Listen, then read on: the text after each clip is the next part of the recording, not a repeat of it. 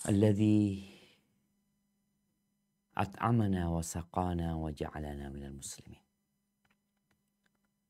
Segala puji bagi Allah Jalla Jalaluhu yang telah memberikan makan kepada kita, yang telah memberikan minum, dan yang lebih dari itu Allah menjadikan kita orang-orang Islam yang kita semua tahu.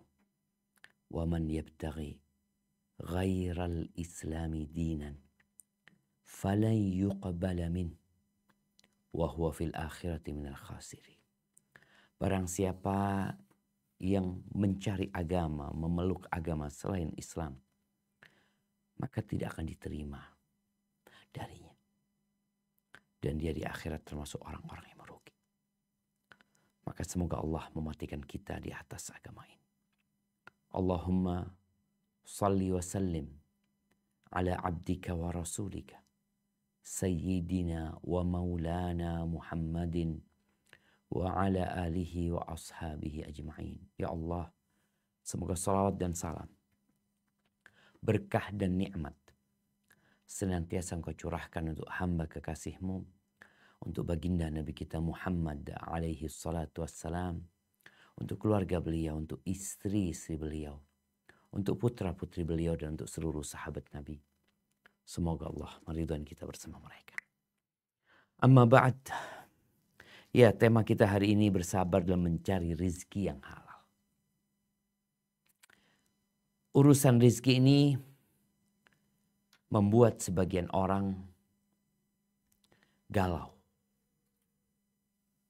Sebagian bingung. Sebagian stres.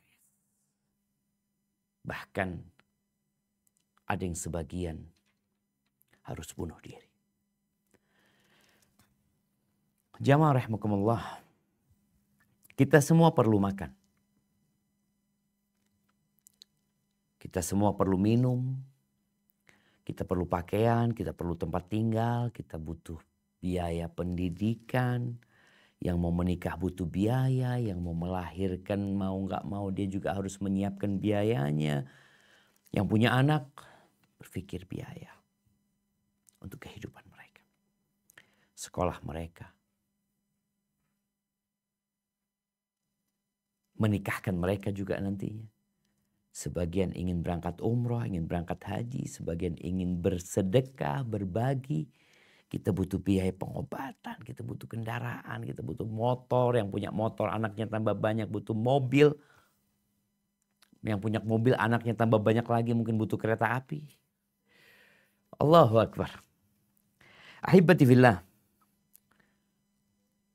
Kita tidak pernah mengajukan proposal untuk hadir di muka bumi. Kita dihadirkan di tempat ini. Dan Allah menjadikan tempat ini sebagai arena ujian untuk menuju ke tempat selanjutnya. Bagi yang gagal tes, maka neraka tempatnya. Bagi yang berhasil dan sukses, insya Allah surga tempatnya. Dan akan kekal abadi di dalamnya. Dalam mengarungi samudra ujian dari Allah Azza wa Jalla, dalam menjalani kehidupan di muka bumi ini, Allah sudah kasih jaminan. Semua kebutuhanmu dicukupin. Kau bisa ngelihat ya, ketika seorang atlet, dia ditaruh di tempat apa istilahnya, kalau COVID kemarin itu di karantina. Iya, di karantina. Taruh di tempat karantina, semua dicukupin di situ. Tugas semua pelatihan aja. Mamai. Yang sakit juga dicukupin. Semua yang dia butuhkan. Apa tugasmu? Ya udah, sabar engkau di sini. Tunggu sampai datang kesembuhan. Semua yang dibutuhkan oleh manusia itu Allah ciptakan di muka bumi ini. Dan setiap yang merangkak di bumi ini, rizkinya sudah ditetapkan. Garansi. Apa kata Allah Azza wa Jal di surat Hud ayat 6. Coba kita baca ayat ini.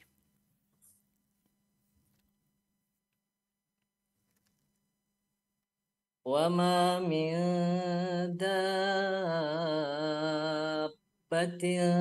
فِي الْأَرْضِ إِلَّا عَلَى اللَّهِ رِزْقُهَا وَيَعْلَمُ مُسْتَقَرَّهَا وَمُسْتَوْدَعَهَا كُلٌّ فِي كِتَابٍ مُبِينٍ.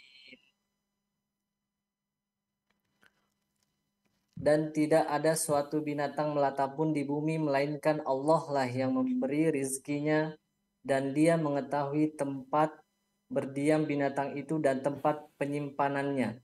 Semuanya tertulis dalam kitab yang nyata, Lauful Mahfuz. Allahu Akbar. Bayangin nih. Jangan manusia. Binatang, semua yang ada di muka bumi ini, Allah udah tanggung rezekinya. Mereka sekolah ya enggak, belajar ya enggak, kuliah enggak, kursus enggak. Illa 'alallahi rizquh. Allah yang menanggung rezekinya. Bahkan hitung-hitungan rizki itu sudah diberikan ketika engkau berumur 120 hari. 120 hari. Ketika engkau berada di perut ibunda. Bagaimana Allah kirimkan malaikat yang mencatat ajalnya, rizkinya, dia berbahagia atau sengsara. Ada sebuah konten yang lucu yang Anda dapat kiriman ya. Apa Anda nonton ya. Berbahasa Arab. Seorang pemuda ditanya, engkau dalam kehidupan ini, fase mana dalam hidupmu yang paling menyenangkan? Kata dia, fase 9 bulan di perut ibundaku. Makan, minum, semua ditanggung, gak ada capek, gak ada lelah aku di situ. Kata dia. Nah, engkau gak mikir apa-apa, engkau dikasih rezeki. Dan itu fase yang paling indah dalam kehidupan manusia. Cuma kadang-kadang kita lupa karena kita memang semuanya lupa. Nggak pernah ingat dengan fase tersebut. Maka diingatkan. Allah yang menanggung rezeki kita. Dan di dalam Al-Quran, karena urusan rezeki ini memang urusan yang banyak membuat orang tadi galau, bingung ya. Ada banyak ayat yang disebutkan berkaitan dengan urusan rezeki. Karena urusan rezeki ini berhubungan erat dengan urusan iman. Karena kita akan melihat banyak manusia tatkala kebingungan mencari rezeki, dia akan memintanya di tempat-tempat yang dia pikir di situ dia dapat mendapatkan rezeki. Di tempat itu usahanya bisa lancar. Di tempat itu kesehatan bisa dia dapat. Coba kita baca firman Allah di surat Asy-Syura ayat 12. Apa kata Allah Azza wa Jalla? Lahu maqalidus samawati wal ardh yabsutur rizqa liman yasha'u wa yaqdir.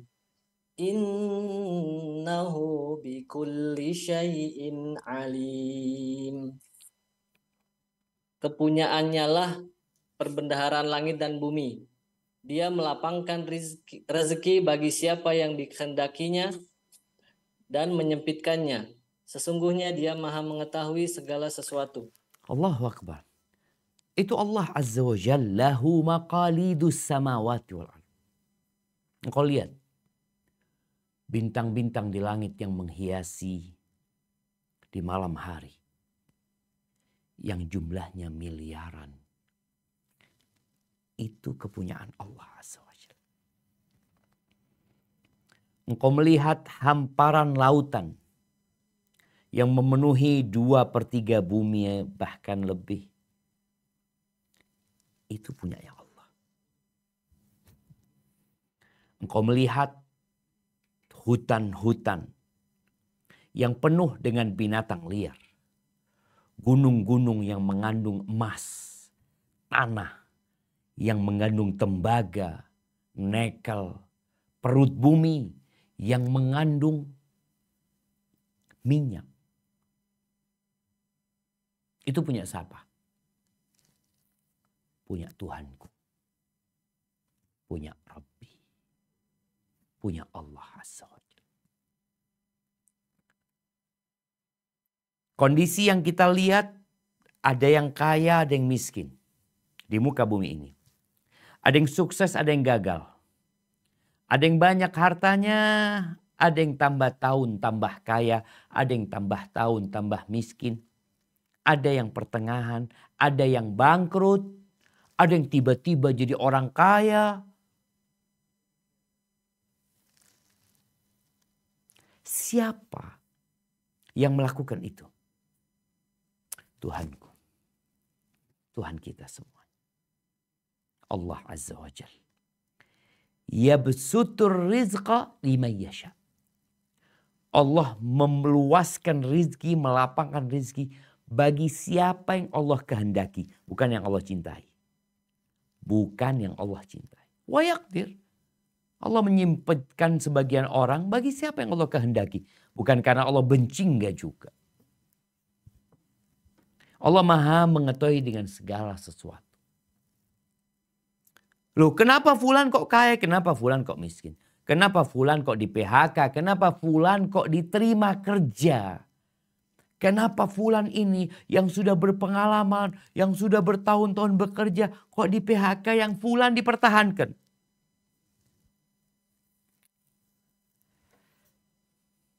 Rabbi. Yang terjadi di muka bumi ini apa yang Allah kehendaki. Ya, bukan yang kita mauin.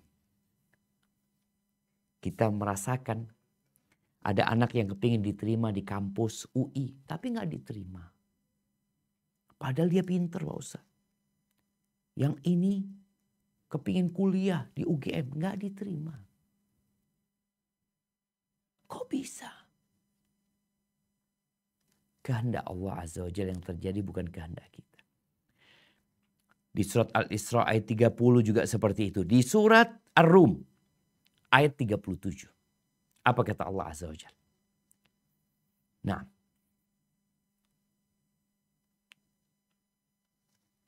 Ar-Rum ayat 37 ya.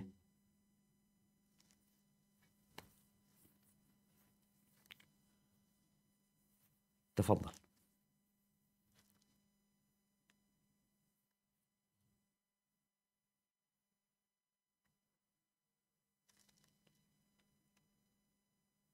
نعم تفضل.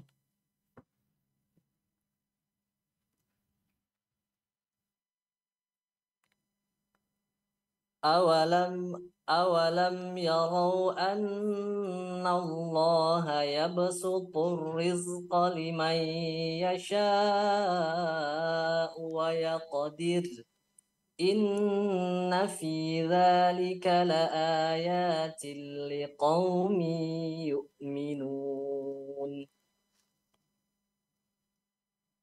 Dan apakah mereka tidak memperhatikan bahwa sesungguhnya Allah melapangkan rezeki bagi siapa yang dikehendakinya, dan Dia pula yang menyempitkan rezeki.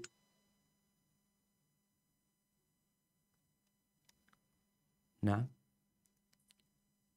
sesungguhnya. Sungguh pada yang demikian itu benar-benar terdapat tanda-tanda kebesaran Allah bagi kaum yang beriman. Bagi siapa? Liqaumin yu'minun. Bagi orang-orang yang beriman. Maka hari ini kita mengkaji untuk mengetes keimanan kita. Kita benar nggak beriman? Kita beriman. Engkau melihat tanda-tanda kebesaran Allah Azza wa Jalla. Ini teman-teman jadi nakes. Engkau berada di satu instansi, engkau dapat melihat dokter, ada berapa dokter di situ? Ada banyak dokter.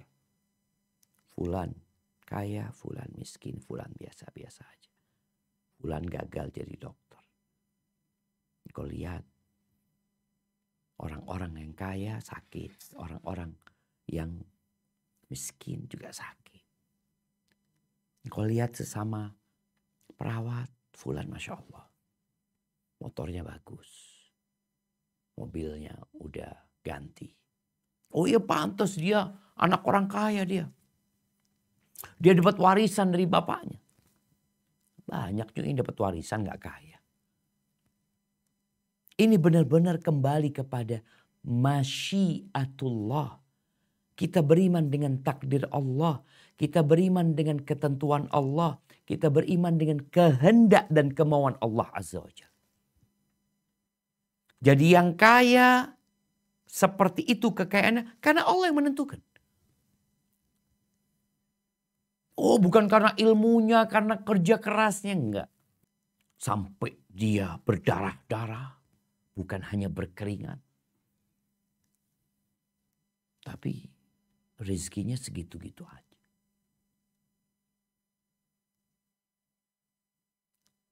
Ada yang kerja hanya tanda tangan. Fulusnya Masya Allah. Gak capek dia. Oh tapi kan dia pintar. Enggak pintar juga. Ana bertemu dengan seorang konglomerat. Allahu Akbar. Hanya lulus SMP.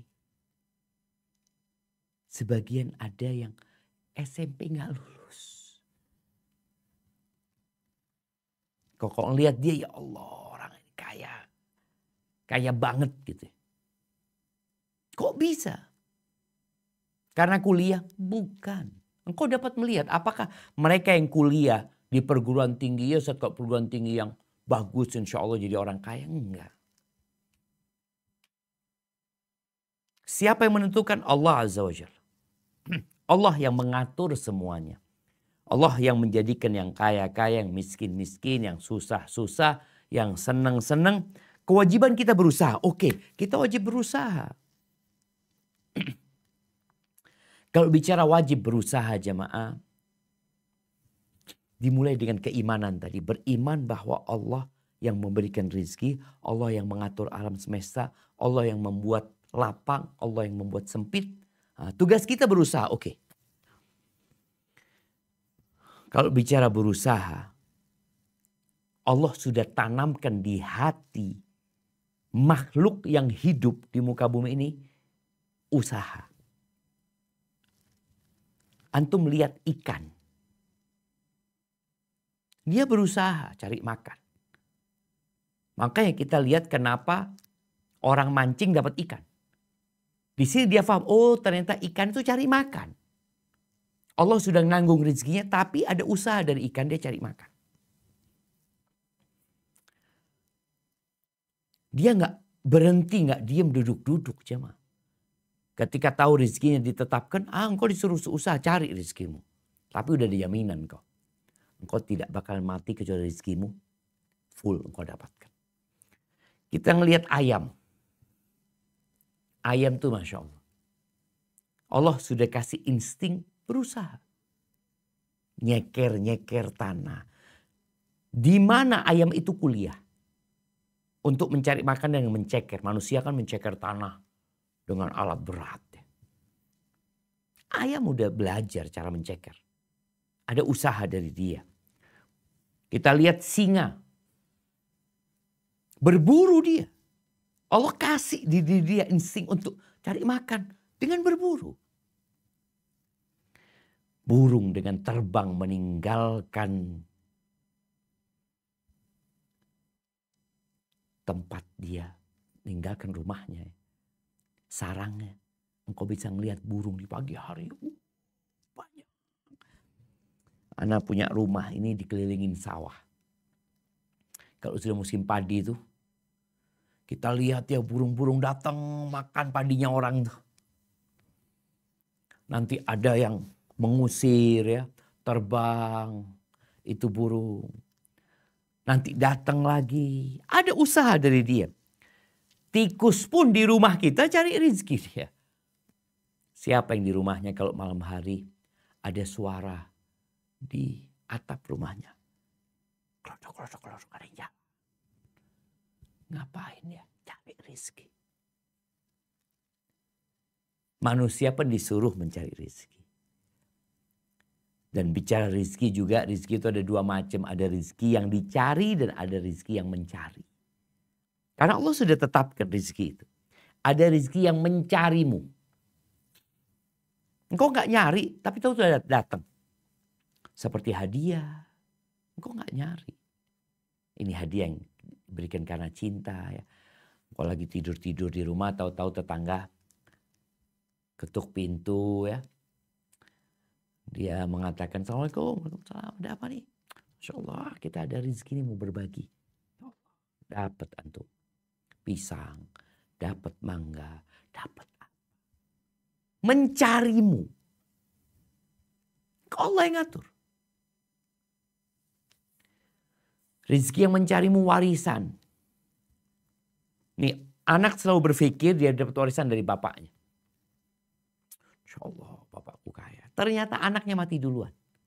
Bapaknya dapat warisan dari anak. Ibunya dapat warisan dari anak. Itu rezeki. Jadi ada rezeki yang mencari dan ada rezeki yang harus dicari. Perbedaan antara manusia dan jin dengan makhluk-makhluk Allah yang lainnya, binatang, anak katakan yang di muka bumi ini, apa perbedaan manusia dengan binatang? Kalau binatang mencari rezeki tapi nggak pakai aturan. Kenapa? Oh, dia binatang. Kayak burung tadi, makan di sawahnya orang. Karena memang diperbolehkan dia makan di situ. Engkau lihat tikus, makan rotimu. Kadangkala makan baju. Kita lihat binatang itu nggak pakai aturan cari rezekinya. Allah berikan kebebasan kepada mereka karena Allah nggak kasih akal sama mereka. Dan kelak pada hari kiamat mereka pun akan jadikan tanah. Kita sebagai manusia, ana dan antum, ada aturannya. Makanya tatkala Allah nyuruh kita cari rizki, apa kata Allah di surat Al-Mulk ayat 15. Nah.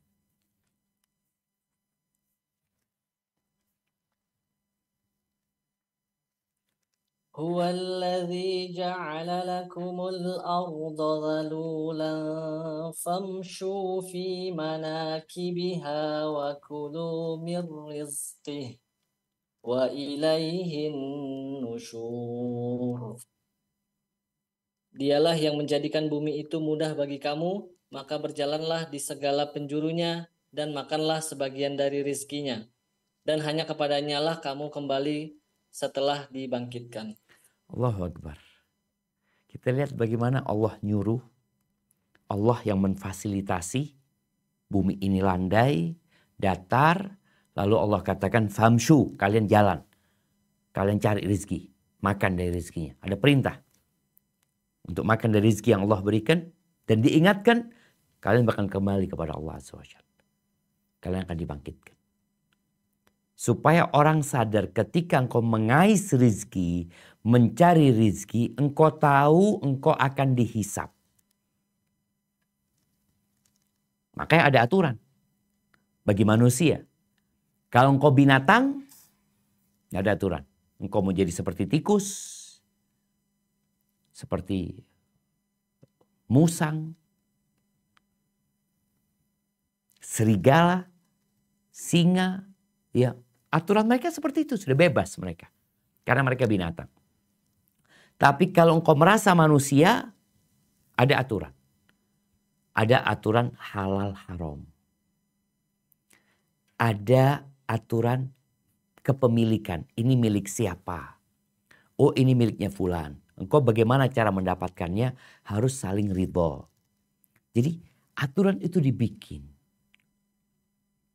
Yang jelas, kembali kepada awal yang kita bicarakan, yaitu iman. Rasulullah SAW mengatakan, Lau annakum tawakkaluna 'alallahi haqqa tawakkulihi.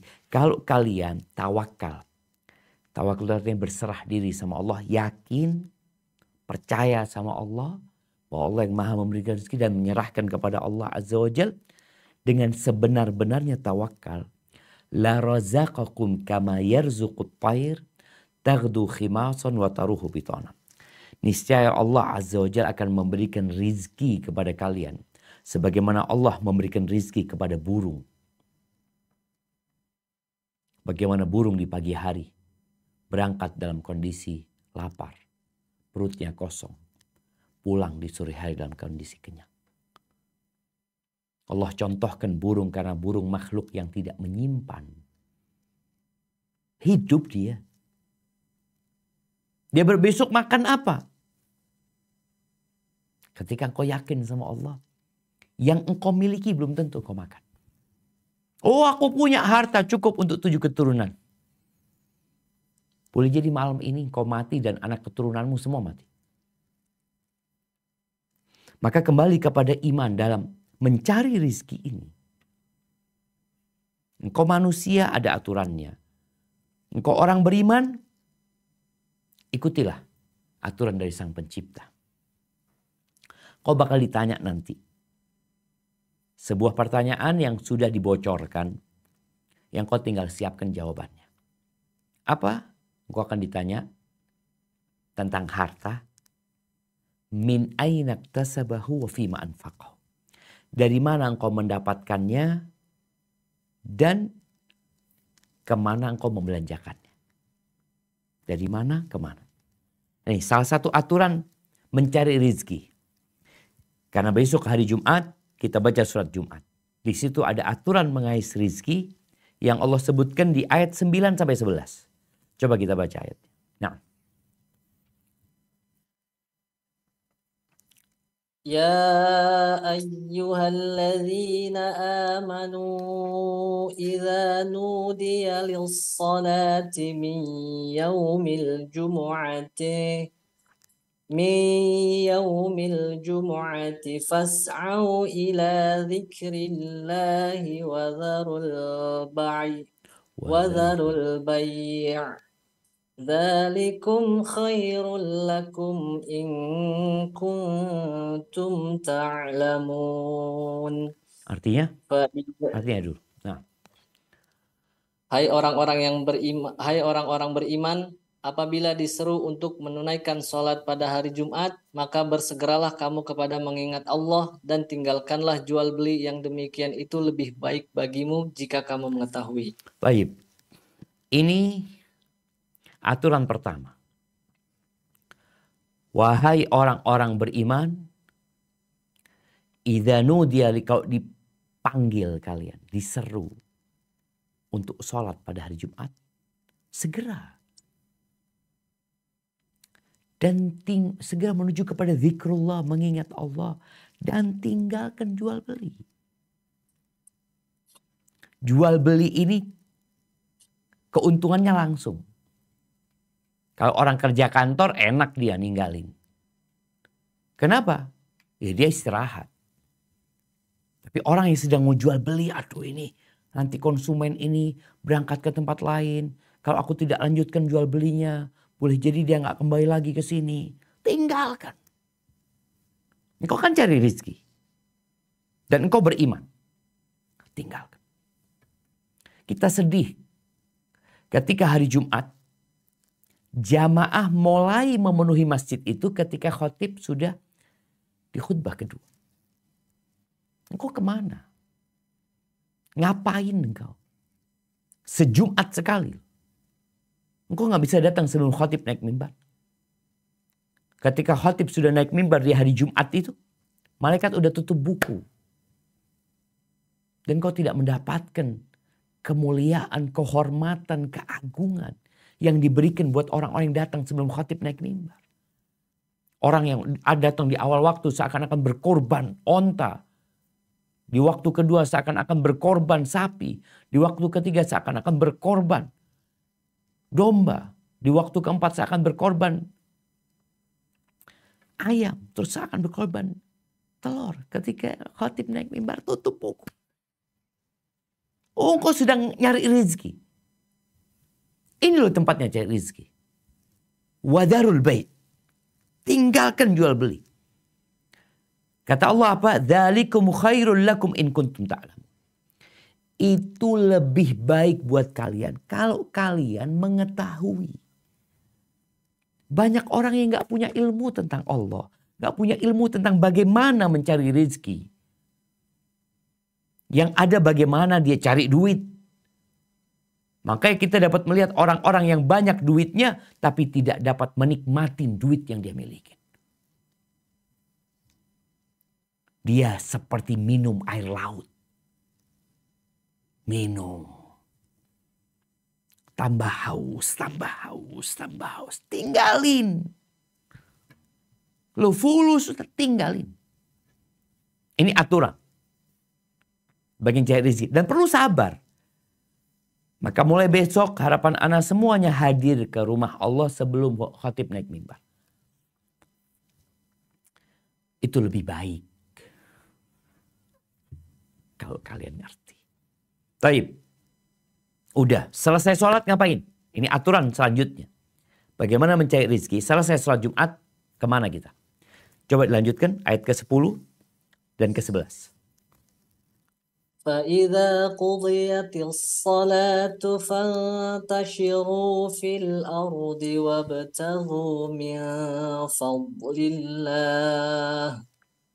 مِنْ فَضْلِ اللَّهِ وَاذْكُرُوا اللَّهَ كَثِيرًا لَعَلَّكُمْ تُفْلِحُونَ وَإِذَا رَأَوْا تِجَارَةً أَوْ لَهْوًا Aywa, فَضُّوا cara bacanya aulah wanim faddu, disambung ya. أَوْ لَهْوًا انفضوا إليها وتركوك قائما قل ما عند الله خير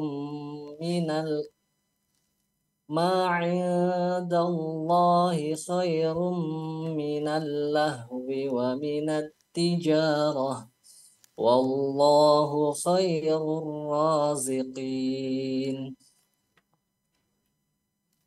Apabila telah ditunaikan sholat, maka bertebarlah kamu di muka bumi dan carilah karunia Allah dan ingatlah Allah banyak-banyak supaya kamu beruntung. Dan apabila mereka melihat perniagaan atau permainan, mereka bubar untuk menuju kepadanya dan mereka tinggalkan kamu sedang berdiri berkhutbah. Katakanlah, apa yang di sisi Allah adalah lebih baik daripada permainan dan perniagaan, dan Allah sebaik-baik pemberi rizki. Barakallahu fiik. Selesai sholat, bertebaranlah di muka bumi ini. Wabtaghu min fadlillah. Carilah karunia Allah. Supaya antum kau cari rizki yang dicari karunia Allah. Dalam proses mencari rizki jangan lupa sama Allah. Kenapa? Allah yang kasih. Allah yang punya. Maka Allah katakan wadhkurullaha katsiran. Kalian ingat Allah yang banyak. Kalau kalian ingin beruntung. Lalu Allah menceritakan bagaimana manusia godaan dunia, godaan permainan, seru main itu, godaan urusan perdagangan yang menyebabkan dahulu sahabat itu lagi dengerin ceramah, bubar mereka. Sebagian menginginkan permainan bersenang-senang, sebagian menginginkan rizki, urusan dengan harta, berdagang, bisnis. Ditinggal Nabi SAW khutbah dulu. Maka Allah katakan, Qul, katakan kepada mereka. Yang di sisi Allah itu khair, lebih baik daripada permainan dan perdagangan, perniagaan. Wallahu khairur raziqin. Allah sebaik-baiknya yang memberikan rizki. Semuanya dari Allah, semuanya milik Allah, dan semuanya akan kembali kepada Allah Azza wa Jalla. Maka terkadang sebagian kita sibuk mencari rizki sampai lupa zikrullah. Sibuk mencari harta sampai lupa sholat. Bahkan meninggalkan sholat. Bahkan tidak hadir Jumatan. Telat Jumatan. Sabar dalam rangka mencari rizki. Dan kau harus punya iman. Bahwa rizki itu Allah yang bagi. Dan Allah yang memiliki. Bicara aturan mencari rizki, kita harus sabar. Kudu sabar. Orang kepingin segera punya motor. Tapi gak punya motor. Kudu sabar kau. Kepingin punya mobil. Gak punya mobil Ustaz. Duitnya gak cukup. Ya sabar. Nanti nabung umpamanya. Banyak orang sekarang gak sabar. Ingin motor langsung dia. Beli motor. Walaupun dengan sistem yang haram. Mobil dengan sistem yang haram. Rumah dengan sistem yang haram. Karena dia berpikir nggak mungkin bisa dapat rumah, nggak mungkin bisa punya mobil kecuali dengan cara haram. Kata siapa? Inilah engkau dikasih akal sama Allah untuk berpikir. Kemudian Allah turunkan Al-Quran sebagai pedoman petunjuk buat engkau. Apa kata Allah di surat Al-Baqarah ayat 275? Nah, coba kita baca. الذين يأكلون الربا لا يقومون إلا كما يقوم الذي يتخبطه الشيطان من المس ذلك بأنهم قالوا إنما البيع مثل الربا وأحل الله البيع وحرم الربا فمن جاءه موعظة من ربه فانتهى فله ما سلف وأمره إلى الله ومن عاد فأولئك أصحاب النار هم فيها خالدون. Orang-orang yang makan mengambil riba tidak dapat berdiri melainkan seperti berdirinya orang yang kemasukan setan lantaran tekanan penyakit gila. Keadaan mereka yang demikian itu adalah disebabkan mereka berpendapat sesungguhnya jual beli itu sama dengan riba. Padahal Allah telah menghalalkan jual beli dan mengharamkan riba. Orang-orang yang telah sampai kepadanya larangan-larangan dari Tuhannya lalu terus berhenti dari mengambil riba, maka baginya apa yang telah diambilnya dahulu sebelum datang larangan dan urusannya terserah kepada Allah. Orang-orang yang mengulangi mengambil riba, maka mereka orang itu adalah penghuni-penghuni neraka, mereka kekal di dalamnya. Na'udzubillah minan nar. Sebagian kita nggak sabar. Utang ya. Utang online ya. Pinjam pinjol. Yang jelas-jelas riba. Itu dilakukan oleh sebagian orang. Dan dia beranggapan, gimana anak butuh ini. Engkau gak sabar aja. Banyak di antara kita gara-gara gaya hidup. Dia menghalalkan segala cara. Dan itu yang jadi masalah. Orang yang tidak sabar dia akan menghalalkan segala cara untuk mendapatkan rezeki. Bahkan ada ungkapan yang sangat menyesatkan. Yang haram aja susah. Apalagi yang halal. Di dalam hadis yang diriwayatkan Imam Bukhari, Nabi alaihi salatu wasallam mengatakan, Ya'ti 'alan nasi zamanun La yubalil mar'u ma akhadha minhu aminal halal aminal haram. Akan datang suatu masa kepada manusia yang orang-orang gak peduli lagi. Dia dapat harta dari mana, dia gak peduli. Aminal halal, aminal haram. Halal haram gak urusan. Dan sepertinya kita berada di masa itu. Bagaimana sebagian wanita dalam rangka mengais rezeki dia menjual kecantikannya. Yang seharusnya dia tutupin auratnya, dia umbar. Demi uang. Dia siap bekerja dengan mengeksploitasi dirinya. Berapa banyak laki-laki yang disesatkan sama dia. Berapa banyak laki-laki yang kemudian selingkuh umpamanya. Yang rumah tangganya berantakan gara-gara sebagian wanita yang mencari rezeki dengan menjual diri.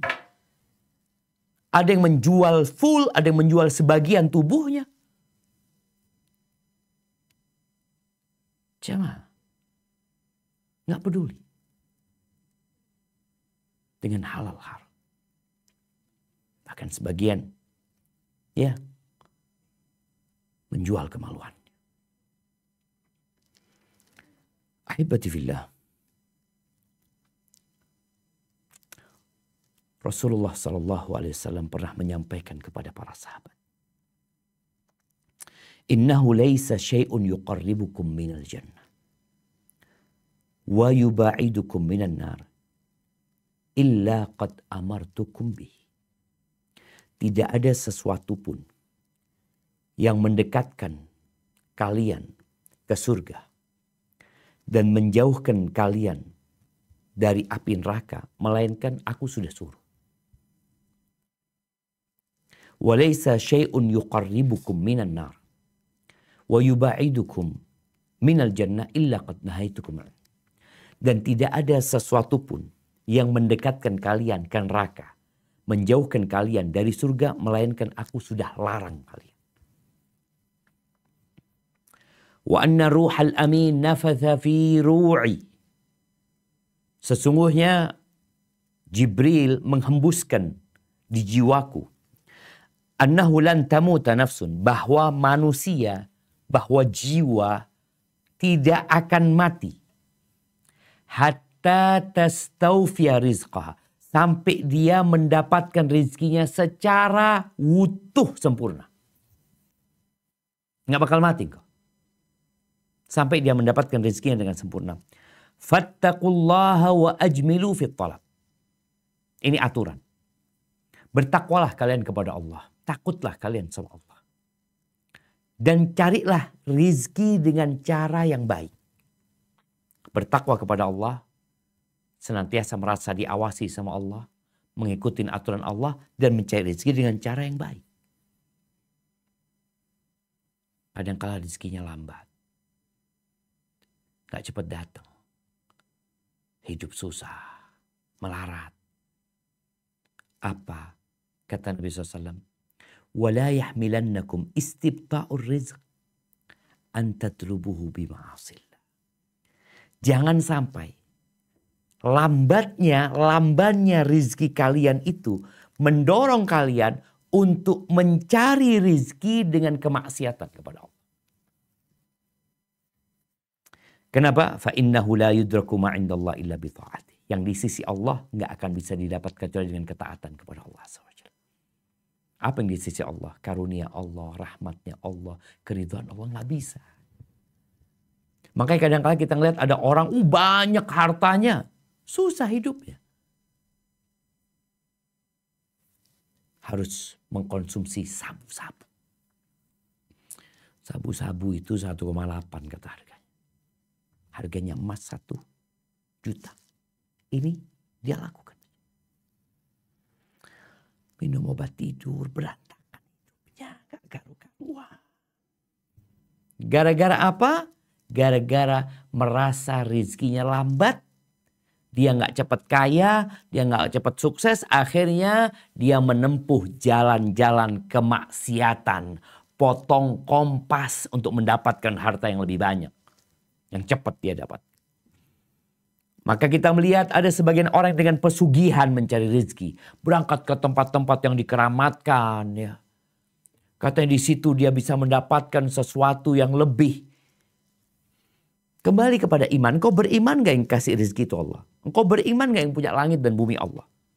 Lu iya beriman. Terus mintanya kepada siapa? Apa kata Allah Azza wa Jalla di surat Al-Ankabut ayat 17? Nah. Surat Al-Ankabut ayat 17. Nah. Innama ta'buduna min dunillahi awthanan wa takhluquna ifka. Innalladzina ta'buduna min dunillahi la yamlikuna lakum rizqa. لا يملكون لكم رزقا فابتغوا عند الله الرزق واعبدوه واشكروا له إليه ترجعون. Sesungguhnya apa yang kamu sembah selain Allah itu adalah berhala dan kamu membuat dusta. Sesungguhnya yang kamu sembah selain Allah itu tidak mampu memberikan rezeki kepadamu, maka mintalah rezeki itu di sisi Allah dan sembahlah Dia dan bersyukurlah kepadanya. Hanya kepadanya lah kamu akan dikembalikan. Allahu Akbar jamaah. Sebagian manusia melakukan ritual-ritual penyembahan. Ritual-ritual untuk mendapatkan rizki kepada selain Allah Azza wa Jalla. Emangnya mereka punya rizki? Lautan milik Allah. Sawah dan lahan pertanian milik Allah Azza wa Jalla. Hutan milik Allah. Sungai milik Allah. Tapi ada orang cari pesugihan tidak minta sama Allah. Maka kata Allah Azza wa Jalla, la yamlikuna lakum rizqa. Nggak punya mereka. Mereka nggak bisa kasih rezeki sama kalian. Nggak bisa. Terus, fabtaghu 'indallahi rizqa. Mau minta rezeki, mintanya sama Allah. Cari di sisi Allah. Wa'buduh. Beribadahlah kepada Allah. Sembah Allah saja. Bersyukur sama Allah. Ya, engkau bersyukur bukan kepada siapa-siapa. Sama Allah Azza wa Jalla. Kita akan kembali kepada Allah Azza wa Jalla. Maka ahibati fillah, hendaklah seorang hamba ketika mencari rezeki selalu dia menempuh dua jalan.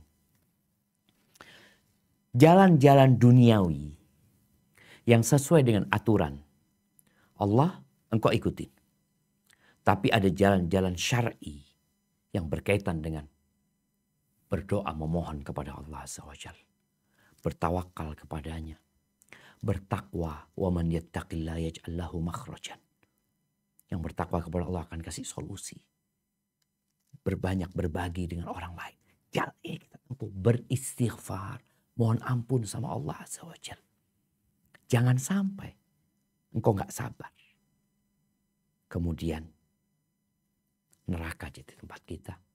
Di dunia, yakni merasakan kehidupan yang berantakan. Sebelum di akhirat. Ketahuilah seluruh umat manusia. Kalau mereka bersatu padu untuk menaikkan jabatanmu, mereka gak akan bisa menaikkan jabatan. Kecuali Allah yang menghendakinya. Kalau seluruh kawan-kawanmu di rumah sakit bersatu padu untuk membuat engkau dikeluarkan dari tempat kerja, gak bakal bisa. Kecuali Allah yang menetapkan. Maka di sini tumbuhkan keimanan bahwa semuanya milik Allah, semuanya Allah yang mengatur. Dan aku akan kembali kepada Allah Azza wa Jalla. Dan kehidupan dunia ini hanya sementara. Di sini kita berjuang untuk kehidupan yang lebih indah. Dan disitulah rizki yang sebenar-benarnya.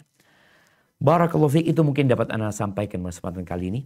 Kita masuk ke sesi tanya jawab. Anda kembalikan ke moderator. Jazakumullah khair.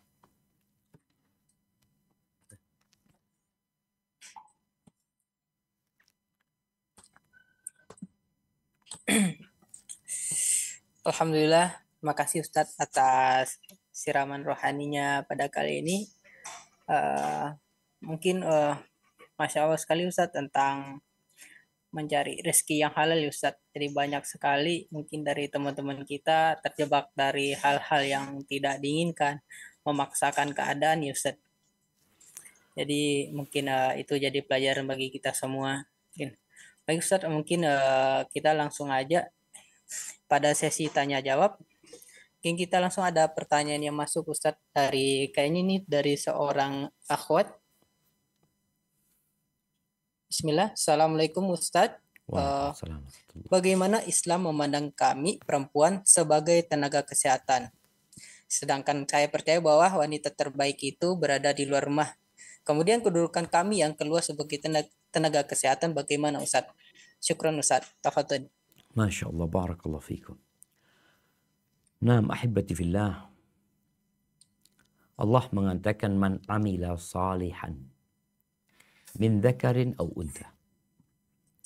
Barang siapa yang beramal soleh, baik itu laki-laki atau wanita, wa huwa mu'minun, dan dia dalam kondisi beriman, falanuhyiyannahu hayatan thayyibah wa lanajziyanahum ajrahum bi ahsani ma kanu ya'malun. Kami benar-benar akan memberikan penghidupan yang baik, hayatan thayyibah, di dunia, di alam barzakh, dan di akhirat nanti. Dan kami akan berikan balasan yang lebih baik daripada apa yang mereka kerjakan. Secara umum sama laki-laki dan wanita. Tapi ada hal-hal yang dibedakan. Kenapa? Karena memang laki-laki nggak sama dengan wanita. Kita lihat di antara yang membedakan laki-laki dan wanita. Laki-laki diperintahkan sholat berjamaah di masjid. Wanita lebih baik sholat di rumah. Laki-laki diwajibkan sholat Jumat. Wanita tidak diwajibkan sholat Jumat. Laki-laki diwajibkan untuk berjihad di jalan Allah. Perempuan enggak. Laki-laki wajib memberikan nafkah kepada wanita. Perempuan enggak memberikan nafkah kepada suaminya. Jadi hendaklah kita memahami tugas kita. Sebagai apa? Disitulah kita akan tahu. Kalau bicara seorang wanita sebagai tenaga medis, tenaga kesehatan, ya, dia bisa menjadi orang yang terbaik. Karena Nabi SAW mengatakan, Ahbun nas ilallah anfa'uhum linnas. Orang yang paling dicintai Allah adalah orang yang paling bermanfaat buat orang lain. Tapi dalam rangka memberikan manfaat kepada orang lain, ada yang namanya skala prioritas. Skala prioritas orang siapa yang harus lebih diutamakan mendapatkan manfaat darimu. Kalau engkau seorang wanita sebagai seorang istri, maka orang yang paling harus mendapatkan manfaat darimu, suamimu. Sampai wanita ini, kalau mau puasa sunnah, itu harus pamit sama suaminya. Izin sama suaminya, kalau suaminya sedang di rumah. Maka sebagai seorang yang mengerti agama, paham dengan kedudukan dia, aku hamba Allah, Allah buat aturan, aku izin sama suamiku. Jadi orang yang paling banyak memberikan manfaat atau orang yang paling utama mendapatkan manfaat darimu adalah suamimu. Kalau engkau seorang ibu, maka orang yang paling berhak mendapatkan manfaatmu anak-anakmu. Seorang anak orang tuanya, kemudian kerabat. Kenapa? Karena ada orang-orang yang berpegang teguh dengan hadis memberikan manfaat kepada orang lain, tapi engkau lupa. Engkau memberikan manfaat kepada orang jauh, orang dekat, engkau nggak kasih manfaat. Maka tatkala seorang wanita, dia menjadi tenaga kesehatan, dia lihat apakah dia mampu menggabungkan antara tugas dia memberikan manfaat kepada suaminya sebagai seorang istri, sebagai seorang ibu atau tidak. Jangan sampai kau menelantarkan menjadi kewajiban. Maka silakan kau laksanakan tugasmu. Dan sekali lagi para wanita harus tahu, engkau gak wajib cari nafkah. Suamimu yang harus cari nafkah. Pemahaman ini harus, keimanan ini harus ada. Kenapa? Dengan beriman bahwa laki-laki yang wajib memberikan nafkah, maka rumah tangga itu akan terjaga. Tapi kalau semuanya merasa wajib mengais rizki, cari rizki. Lu siapa yang ngurusin anak? Siapa melayani siapa? Maka silahkan engkau sebagai tenaga kesehatan melihat apa kewajibanmu, mana yang lebih wajib, mana yang sunnah, mana yang hanya mubah saja, sehingga engkau mengetahui tugasmu yang lebih utama, dan jangan sampai engkau melaksanakan yang sunnah yang wajib engkau tinggalkan. Hada wallahu a'lam bissawab. Masya Allah, barakallah Ustaz, terima kasih atas jawabannya. Semoga kita semua bisa mengamalkan nasihat dari Ustaz. Kemudian Ustaz, langsung aja ada teman kita, moderator, yang ingin bertanya secara langsung. Yang raise hand Ustaz. Tafadhal. Tafadhol.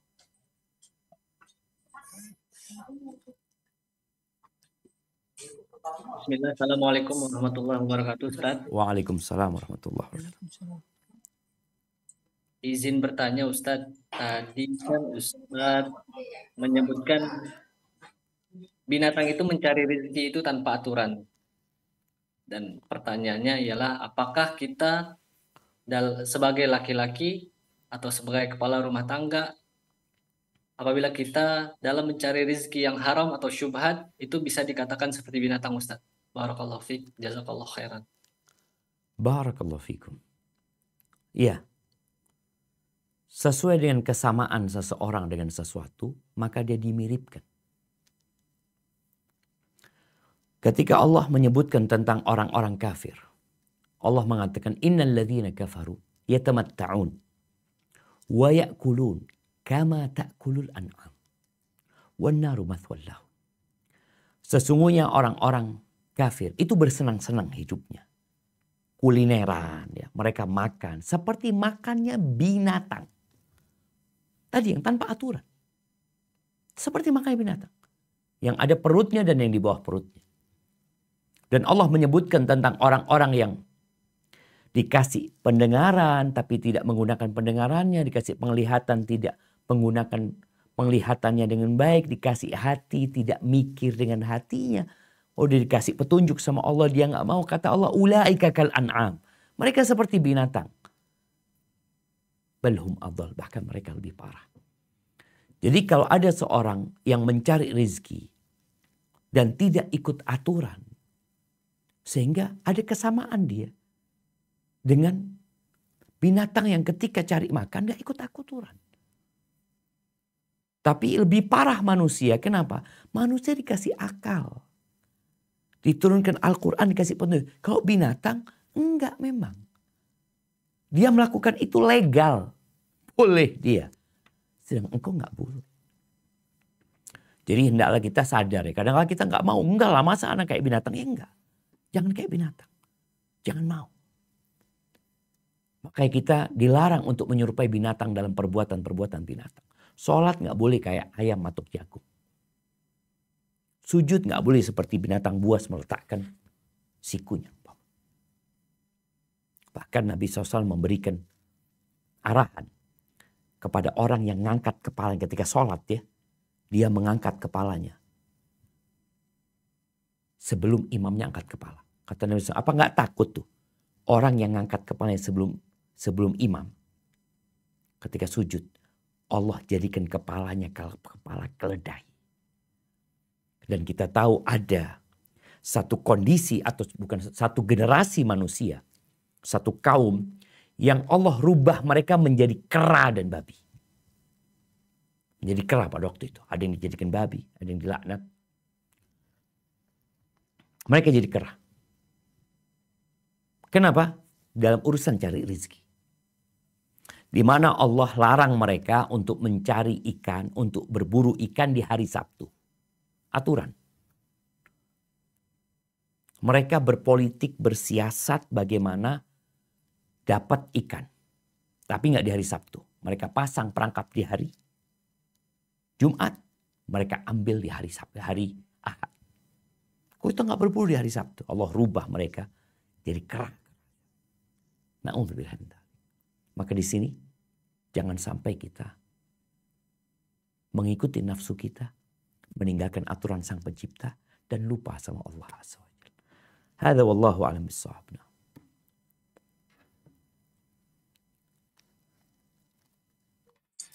Masya Allah. Jazakallah khair atas nasihatnya Ustadz. Mungkin kita lanjut, ada pertanyaan dari teman kita. Dari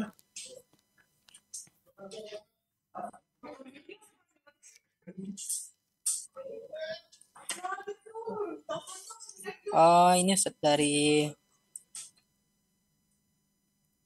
dari PKL Cakung Barat, Dr. Istika Rahma. Assalamualaikum Ustadz, izin bertanya, bagaimana hukumnya apabila seorang istri yang menjadi tulang punggung keluarga? Syukran Ustadz. Tafadhol Ustadz. Allahu Akbar. Kalau tanya bagaimana hukumnya, boleh-boleh aja. Tapi tadi kita harus punya iman. Bahwasanya Allah mengatakan ar-rijalu qawwamuna 'alan nisa. Laki-laki itu diangkat sebagai pemimpin atas wanita.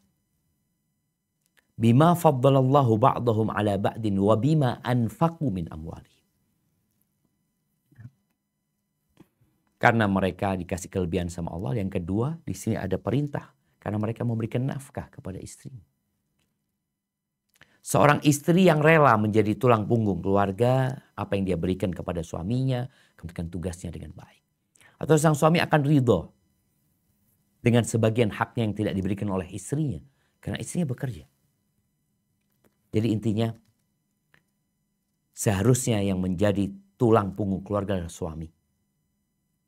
Istri punya kewajiban melayani suami. Dia hamil, dia melahirkan, dia menyusui. Cukup beban ini semua. Makanya kenapa muncul orang-orang yang gak kepingin punya anak ya. Dibebani dengan sesuatu yang plus ekstra beban dia. Dia sudah cari rezeki, dia suruh hamil, dia suruh nyusuin anak, ngurusin anak. Sang suami ngapain? Di beberapa daerah ada pemahaman yang menyimpang. Sehingga yang bekerja perempuan, yang laki-laki duduk santai. Maka kalau sang istri melihat suaminya memang gak mampu bekerja, karena dia memang ya punya keterbatasan dan dia mau membantu, fadhol. Itu jadi pahala buat engkau. Jangan sampai meninggalkan yang wajib. Karena yang wajib tetap wajib, yang sunnah ya sunnah buat engkau. Hadza wallahu a'lam bissawab. Alhamdulillah, Masya Allah Ustaz atas nasihatnya. Ustaz lanjut Ustaz. Tafadhol. Kemudian ada pertanyaan dari ikhwan kita Anton Sutanto. Bismillah, afwan Ustaz izin bertanya. Ada beberapa naskes yang kerja di kamar operasi, sedangkan pasien antara laki-laki dan perempuan tidak dipisah petugasnya. Sedangkan di kamar operasi harus membuka sebagian pakaian untuk melakukan prosedur steril di bagian aurat. Apakah kami masih diperbolehkan kerja di kamar operasi Ustaz? Syukran Ustaz, jazakallah khair. Barakallahu fiik. Naam ahibati fillah. Allah mengatakan wa qul lil mu'minin yaghuddu min absarihim wa yahfadhu furujahum. Wa qul lil mu'minati yaghuddna min absarihinna wa yahfadna furujahunna. Katakan kepada laki-laki yang beriman agar mereka menundukkan pandangan mereka dan menjaga kemaluan mereka. Dan katakan kepada wanita-wanita mukminat agar mereka menundukkan pandangan mereka dan menjaga kemaluan mereka. Jadi, dimanapun kau berada, kau wajib ghaddul basar. Ada kondisi yang memang harus melihat. Jadi darurat. Dan darurat ini ditentukan dengan kadarnya. Ketika masih ada dokter perempuan menangani perempuan, maka biar dia. Ada dokter laki yang menangani laki, biar dia. Dan kita juga perlu memberikan pemahaman kepada kaum muslimin dan muslimat ya. Agar mereka tatkala memilih dokter itu, yang pertama disesuaikan dengan keahlian dokter tersebut, jelasnya spesialis ini dan itu. Tapi jangan lupa berkaitan dengan Laki-laki dan wanita. Kalau engkau laki-laki, datanglah ke dokter laki-laki. Kalau engkau perempuan, datanglah ke dokter perempuan. Kalau tadi di ruang operasi tersebut, ya berusaha semaksimal mungkin. Menundukkan pandanganmu. Ketika engkau bukan yang bertugas. Atau kalau ada yang perempuan, minta yang perempuan engkau urusin yang itu. Perlu ada saling kerjasama sebagai hamba Allah Azza wa Jalla. Ana ingat paman Ana ketika di rumah sakit ya, dia harus pasang kateter. Ketika itu yang bertugas perawat perempuan. Paman Ana mengatakan, enggak, aku enggak mau. Minta yang laki. Akhirnya dia panggil, walaupun enggak bertugas yang laki tersebut. Mungkin dia tugasnya di kamar yang lain. Bisa jemaah diatur seperti itu. Intinya Allah perintahkan kita untuk menundukkan pandangan. Dimanapun kau berada. Jadi kondisi-kondisi yang darurat tetap kalau bisa tadi yang laki buat yang laki, yang perempuan buat yang perempuan. Dan kalau untuk membuka aurat memang buka bagian tertentu ya bagian itu saja yang dibuka. Bukan yang lainnya kemudian dibuka. Dan tatkala harus yang lainnya dibuka, jangan lupa Allah mengawasimu. Kau diperintahkan untuk menjaga pandangan. Hadza wallahu a'lam bissawab.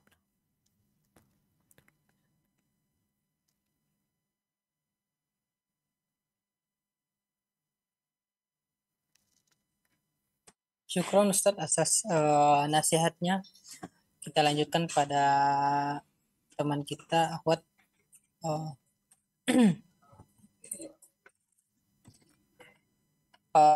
Ada teman kita dari RSUD Cipayung ingin bertanya, bagaimana sikap kami sebagai pegawai yang dihadapkan kepada kondisi atau suasana kerja yang tidak nyaman yang dikarenakan atasan tidak berlaku adil terhadap bawahannya. Contoh kasus mungkin pembagian tugas kerja yang tidak sesuai dengan tupoksinya, membebankan pekerjaan yang berlebihan, sedangkan staf lainnya tidak diberikan. Mohon nasihatnya Pak Ustaz. Masya Allah. Tafadhol Ustaz. Barakallahu fiik. Ya. Terkadang angin bertiup tidak sesuai dengan keinginan nelayan. Apa yang harus dilakukan? Sabar. Yakin sama Allah. Kalau kerjaanmu yang kau kerjakan sebenarnya bukan kerjaan. Yang kita tahu ada pekerjaan yang kita dapat gaji, ada pekerjaan yang kita nggak digaji di situ. Maka hendaklah kau meniatkan mencari karunia Allah Azza wa Jalla. Mencari rahmat Allah Azza wa Jalla. Walaupun tadi engkau dibebani dengan pekerjaan yang sebenarnya bukan tugasmu. Dan engkau nggak dapat gaji di sana sebenarnya. Engkau jangan khawatir. Selama yang kau kerjakan adalah sebuah kebaikan, engkau akan dapat pahala di sisi Allah. Dan boleh jadi memang gajimu tetap, tapi rezekimu bertambah. Dikasih berkah. Orang yang bersabar, itu dicintain sama Allah dan Allah akan menyamain dia. Yakni mendampingin dia, membersamai dia. Innallaha ma'as sabirin. Engkau jangan jadikan beban, apalagi ini atasan. Artinya ketika engkau harus berhadapan dengan atasan yang ada, ya hanya penderitaan buat engkau. Engkau jalani. Sambil berdoa, memohon kepada Allah, selama engkau mampu ya. Karena ada orang yang gak mampu lain lagi ketika dia mampu. Ketika dia mampu, dia bismillah kerjakan. Kalau ngeliat yang lainnya pada duduk-duduk, udah bismillah. Gak sama di sisi Allah Azza wa Jalla duduk-duduk dengan yang bekerja.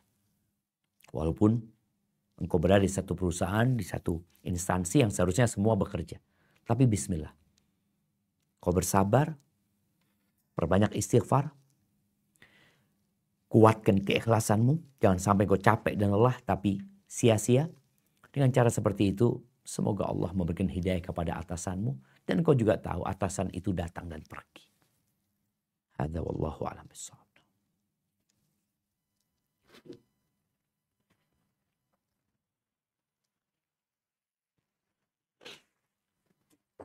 Syukron Ustaz atas nasihatnya. Baik, kita lanjutkan ke pertanyaan selanjutnya yaitu dari Taufik. Bismillah, Ustadz izin bertanya, jika menggunakan BPJS kita tidak bisa memilih dokter wanita atau pria. Apakah kita bisa berdosa Ustadz jika yang memeriksa kita adalah lawan jenis kita karena keadaan tersebut? Barakallahu fiikum Ustadz. Barakallahu fiik. Ahibati fillah. Allah mengatakan fattaqullaha mastata'tum. Bertakwalah kepada Allah sesuai dengan kemampuan kalian. Ketika kita berada di posisi yang tidak bisa memilih, apa hendak dikata. Tapi tetap tadi, ketika harus bersama dokter perempuan, sedangkan engkau laki-laki, jangan sampai engkau berduaan saja. Ketika seorang perempuan harus diperiksa dokter laki-laki, jangan sampai engkau sendirian, engkau butuh pendampingan. Dan nanti ketika diperiksa, yang perlu diperiksa saja yang dibuka. Seperti itu. Dan kembali ya kepada kemampuan orang berbeda-beda. Sehingga Allah yang maha bijak dan maha mengetahui menyuruh kita bertakwa kepada Allah sesuai dengan kemampuan kita. Kalau engkau mampu ternyata memilih, kenapa engkau gak memilih? Kau akan ditanya sama Allah Azza wa Jalla. Ketika ada pilihan dan engkau mampu memilih. Tapi ketika gak ada pilihan, ya sudah. Engkau perbanyak mohon ampun sama Allah. Dan kita tahu Allah maha pengampun dan maha penyayang. Hadza wallahu a'lam bissawab. Barakallah Ustaz. Syukran atas nasihatnya Ustaz. Kali ini ada dari teman kita yang ingin bertanya secara langsung Ustaz. Kepada Honi dipersilahkan. Bismillah. Assalamualaikum warahmatullahi wabarakatuh. Waalaikumsalam warahmatullahi wabarakatuh. Semoga Ustadz, keluarga, dan tim SRB selalu diberi rahmat sama Allah Subhanahu wa Ta'ala. Amin Allahumma amin. Ustadz izin bertanya terkait dengan tadi mencari rezeki yang halal. Contoh ketika kita sudah terjebak dengan riba Ustadz. Lah ini kadang-kadang dalam hati kita itu kadang-kadang hidayah itu muncul untuk saya harus menahan untuk melunasi riba itu. Atau kita harus tidak membuka riba lagi gitu Ustadz. Itu yang lebih utama yang mana Ustadz? Terus yang kedua Ustadz, mungkin kadang-kadang kita sebagai panitia tim kajian, kadang-kadang kita futur nih Ustadz, kadang-kadang kita dengan kondisi sekarang kajian kan sudah banyak yang offline atau online. Bagaimana kiat kita sebagai panitia tim kajian untuk selalu semangat dengan kegiatan kajian online ini Ustadz. Kadang-kadang seperti itu yang kadang-kadang ada perkataan dari ulama yang ikut kajian banyak tapi yang bahagia sedikit Ustadz. Bagaimana kita menjadi panitia ini menjadi orang yang bahagia gitu Ustadz dengan adanya kegiatan kajian ini. Terus yang ketiga Ustadz, boleh Ustadz kalau ke Jakarta diberi kajian offline Ustadz. Masya Allah. Siap, moga Allah mudahkan ya. Moga Allah mudahkan. Amin, Allahumma amin. Subhanallah jemaah. Ya, kalau berkaitan dengan riba ya. Yang pertama, segera bertobat kepada Allah Azza wa Jalla. Segera bertobat. Bertobat itu yang pertama dengan menyesal. Kemudian meninggalkan dan bertekad untuk tidak mengulangi. Tapi ada kondisi yang orang tidak bisa langsung meninggalkan. Karena dia harus melunasin dengan sistem riba tersebut. Ya udah, kembali kepada yang sebelumnya disampaikan. Bertakwalah kepada Allah sesuai dengan kemampuanmu. Jangan sampai buka riba baru. Dan bicara riba ini bukan hanya pemilik uang yang dilaknat, tapi yang meminjam. Bukan hanya yang meminjamkan, yang meminjam dan yang meminjamkan sama aja. Maka hendaklah kita takut sama Allah Azza wa Jalla. Penyebab riba ini merajalela karena sebagian kita menganggapnya remeh, dosa kecil. Bahkan ada yang beranggapan enggak apa-apa. Na'udzubillah min dzalik. Ketika orang merasa itu dosa besar, insya Allah harapan tobatnya dia besar. Ketika beranggapan dosa kecil, ya udah. Apalagi kalau beranggapan nggak apa-apa. Jadi nasihat ana yang pertama engkau benar-benar bertobat dengan taubatan nasuha. Berusaha untuk melunasin dan kalau bisa melunasin dengan tanpa riba. Kalau bisa diusahakan. Tapi kalau nggak bisa, apa hendak dikatakan kau sudah terjebak di sana? Banyak baca doa. Allah makfini bihalalika an haramika wa aghnini bifadlika amman siwak. Ya Allah cukupkan aku dengan yang halal dari engkau. Sehingga tidak butuh dengan yang haram. Dijauhkan dari yang haram. Dan cukupkan aku dengan karuniamu sehingga aku tidak membutuhkan pertolongan orang atau bantuan manusia. Itu seperti itu. Ya, kalau pertanyaan yang kedua. Kok lupa yang kedua? panitia kajian. Baik, panitia kajian. Ya, kalau bicara kajian online, ini salah satu nikmat dari Allah Azza wa Jalla jemaah ya. Yang mungkin dahulu nggak bisa. Dahulu para ulama harus meninggalkan negeri mereka, para penuntut ilmu harus benar-benar menjadi penuntut ilmu. Nggak bisa dia nyambi. Kenapa? Karena dia harus pergi meninggalkan kampungnya, berangkat ke Mekah, berangkat ke Medina, berangkat ke Irak, ke Baghdad, ke Syam ya. Itu jarak-jarak yang jauh. Kalau sekarang harus berangkat ke Jember, umpamanya antum harus berangkat ke Jember, ya mau nggak mau antum harus sebelumnya harus meninggalkan dari Jakarta ke Jember ini butuh waktu kira-kira ya 15 jam. Antum berarti kemarin harus berangkat. Kemudian balik lagi ke Jakarta. Sedangkan teman-teman banyak terikat dengan pekerjaan dan sebagian sudah berumah tangga yang memiliki kewajiban-kewajiban yang harus dia tunaikan. Maka kajian online ini solusi. Buat siapa? Buat yang nggak bisa ngaji offline. Buat yang waktunya terbatas. Buat yang ya pokoknya sulit bagi dia untuk kajian offline. Yang bisa offline ya silahkan datang offline. Atau mau gabungkan dua. Alhamdulillah Ustaz, ana offline mungkin sepekan sekali. Kalau online alhamdulillah bisa lebih banyak lagi. Atau ana offline bisa sebulan sekali. Online-nya alhamdulillah lebih banyak Ustaz. Karena memang daerah ana nggak ada ustadz atau kajian jauh. Ada banyaklah alasan sehingga dia tidak bisa offline. Dan para panitia seharusnya menjadi orang yang paling bahagia. Kenapa? Karena dia menjadi fasilitator orang-orang ngaji. Ad-dalu 'alal khairi kafa'ili. Orang yang menunjukkan kepada kebaikan itu seperti orang yang mengamalkan. Gimana kalau yang hadir kajian, yang dapat manfaat dari kajian ada 200 orang. Maka panitia kajian alhamdulillah ya Allah mudah-mudahan ini jadi amal mereka. Cuma di sini para panitia kajian jangan lupa juga untuk ngaji. Karena ada faedah memfasilitasi, ada faedah dari mendapatkan ilmu itu sendiri. Di mana diangkat derajatnya. Sehingga kau menjadi orang yang bertakwa kepada Allah Azza wa Jalla. Adapun berkaitan dengan kajian offline di Jakarta insya Allah jemaah ya. Mudah-mudahan karena ana punya banyak utang sama teman-teman di Jakarta. Dan mudah-mudahan bisa bikin kajian offline buat teman-teman di rumah sakit sana insya Allah. Jazakumullah khair. Masya Allah Ustadz. Nah, insya Allah kita mah siap Ustadz. Kalau Ustadz ke Jakarta kita siap Ustadz. Langsung ready. Siap insya Allah. Insya Allah. Ustadz, gimana Ustadz? Lanjut Ustadz. Siap, fadhol. Mungkin 2 pertanyaan lagi. Baik Ustadz, syukran. Mungkin ada pertanyaan dari seorang akhwat ya Ustadz. Bismillah. Assalamualaikum warahmatullahi wabarakatuh Ustadz. Bagaimana caranya sabar dan ikhlas dalam menghadapi hutang suami yang banyak di tengah pendapatan bulanan kami Ustadz? Syukran Ustadz.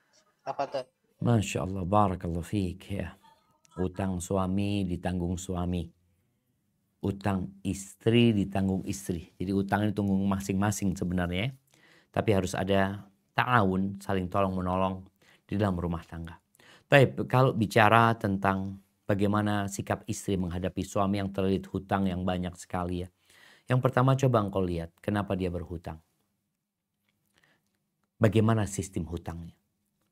Kalau ternyata engkau berhutang dengan sistem riba yang Allah sudah jelaskan Allah menghalalkan jual beli dan mengharamkan riba, maka yang harus dilakukan adalah bertobat kepada Allah SWT. Ajak suami tiap pagi sholat duha, kemudian baca Rabbighfirli wa tub alayya innaka antat tawwabur rahim 100 kali. Ajak mohon sama Allah SWT. Di malam hari sebelum waktu subuh, ajak suami sholat malam kemudian beristighfar sebelum subuh. Kenapa? Karena mencari rizki itu tidak harus dengan bekerja saja. Kemudian yang kedua, tumbuhkan keimanan kepada Allah Azza wa Jalla. Suami juga diajak bertobat dari dosa-dosanya, ditumbuhkan keimanan bahwa Allah yang memberikan rizki dan Allah mampu menyelesaikan urusan mereka. Di sini namanya tawakal. Karena ada orang yang masih bergantung sana, bergantung sini, minta tolong sana, minta tolong sini. Hatimu bulatkan hanya untuk Allah. Wa 'alallahi tawakkal. Semua orang gak akan bisa bantu engkau. Kecuali Allah yang menggerakkan hati mereka. Kecuali Allah yang menentukan hal itu. Kemudian yang ketiga, berusaha untuk memperkecil pengeluaran. Dengan cara apa? Dengan cara puasa. Kok puasa sunnah? Senin Kemis. Makan dikurangin. Disisihkan niat benar-benar. Oh ini kecil nggak mungkin Ustaz. Nggak cukup untuk melunasin. Jakarta Jember itu 1000 kilo kira-kira. Itu dimulai dengan satu langkah. Maka kau mulai dengan langkah tadi mungkin cuma 500 perak. Kau buktikan kau niat. Mudah-mudahan dengan cara seperti itu dan banyak baca doa yang diajarkan Nabi SAW agar kita bisa melunasi hutang. Seperti doa yang tadi Anda sebutkan. Allahumma kfini bihalalika an haramika wa aghnini bifadlika amman siwak. Yang kata Nabi SAW, kalau engkau punya utang sebesar gunung Sabir, Allah akan lunasi buat engkau. Yakin. Barakallahu fiik. Nah, kita ke pertanyaan terakhir. Hayyakumullah. Baik Ustaz, yang terakhir. Pertanyaan dari seorang akhwat ya Ustaz. Bismillah. Assalamualaikum warahmatullahi. Izin bertanya Ustaz, bagaimana hukumnya jika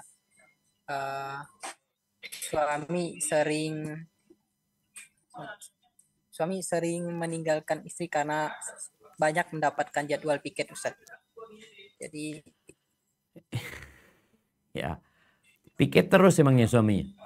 Bagaimana hukumnya jika sepertinya Ustaz sering meninggalkan keluarga untuk mencari nafkah gitu Ustaz. Masya Allah.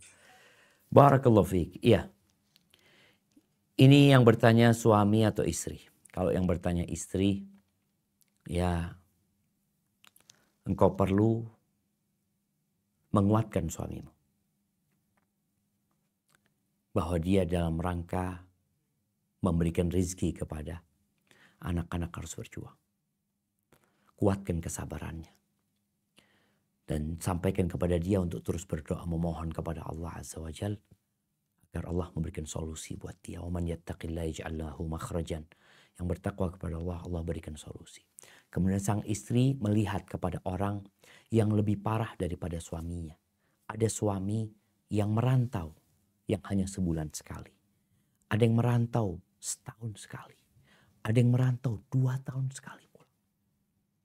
Sehingga sang istri bersyukur, alhamdulillah suamiku masih sering ke rumah walaupun dia ya harus piket malam ini dan itu. Yang suaminya dokter juga dia melihat kepada orang-orang yang lebih susah. Yang sering ditinggal suami, berbulan-bulan ditinggal sama suami. Tapi bagaimana dengan seorang suami yang harus seperti itu? Maka dia berusaha untuk memberikan perhatian lebih kepada istrinya. Kepada anak-anaknya. Di waktu yang mungkin hanya sedikit, bagaimana jadi waktu yang berkualitas dia bersama keluarganya. Karena jangan sampai waktu udah sedikit di rumah malah waktunya nggak berkualitas. Jadikan waktu-waktu yang berkualitas sambil engkau terus berusaha berdoa mohon sama Allah supaya ada solusi, ada kerjaan mungkin yang kau bisa memberikan waktu lebih banyak. Tapi kalau enggak, ya sudah. Kau berikan perhatian lebih. Kau jadikan waktumu yang sedikit berkualitas. Karena ada orang yang di rumah saja nggak keluar, nggak berkualitas waktunya sama istrinya. Sibuk dengan handphonenya, tidur, main, atau apa. Seperti itu dan yakin. Dalam semua pasti ada hikmah. Engkau bersabar, istri bersabar, anak-anak bersabar. Dan sebentar lagi kita akan meninggalkan dunia ini. Semoga kita bisa mati husnul khotimah dan tidak ada makan haram yang masuk ke tubuh kita. Barakallahu fiik, itu yang dapat Anda sampaikan. Kurang lebihnya mohon maaf. Anda kembalikan ke moderator. Jazakumullah khair. Masya Allah.